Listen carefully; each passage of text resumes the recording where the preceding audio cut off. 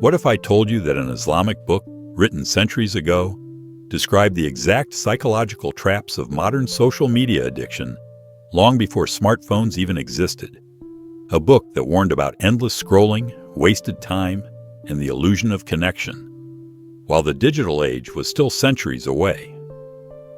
We live in an age of digital dopamine, where likes, notifications, and infinite feeds hijack our focus. But what's shocking is that this wasn't just predicted by modern psychologists. It was foreseen in the wisdom of Islamic teachings. Now let's explore this in depth. Long before the first social media platform was invented, Islamic scholars describe behaviors that mirror our modern digital addictions with uncanny precision.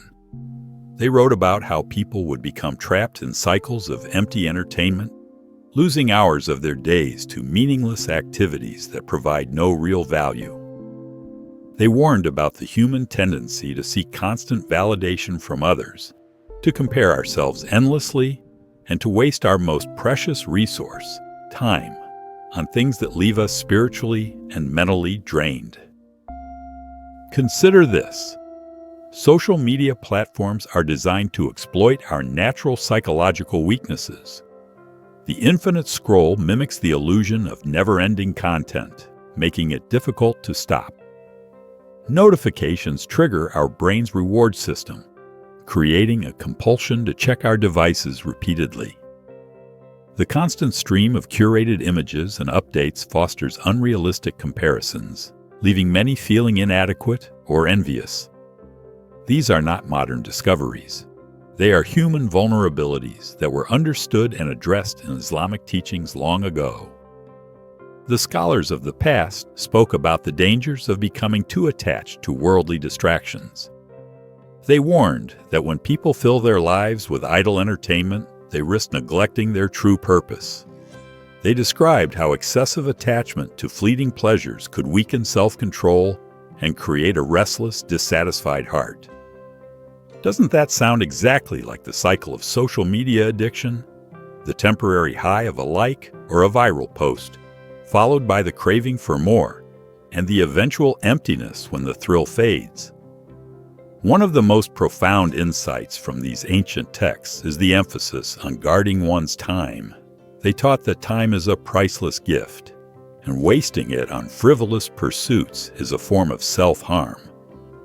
In today's world, where the average person spends hours daily on social media, this warning feels more relevant than ever.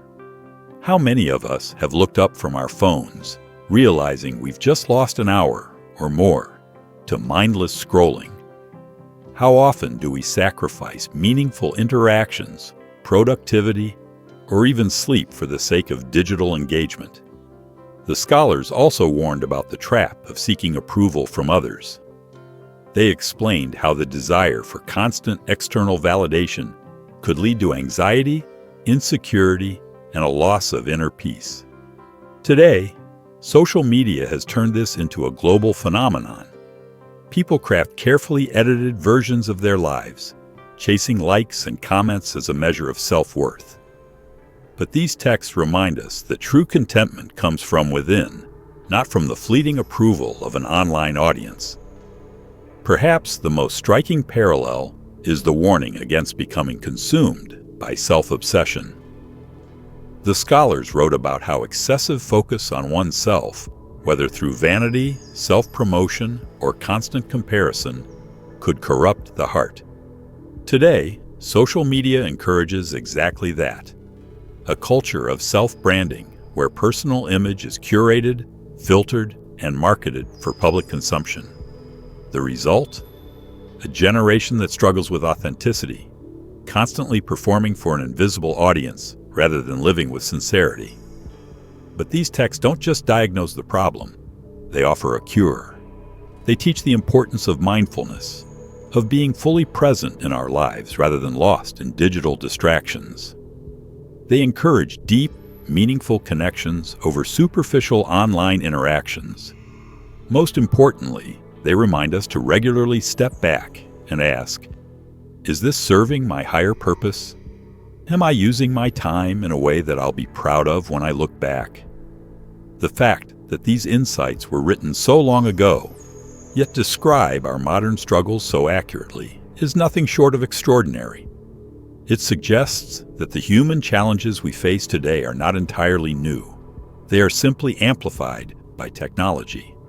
And if that's the case, then the solutions offered by these ancient teachings may be exactly what we need to break free from the grip of social media addiction.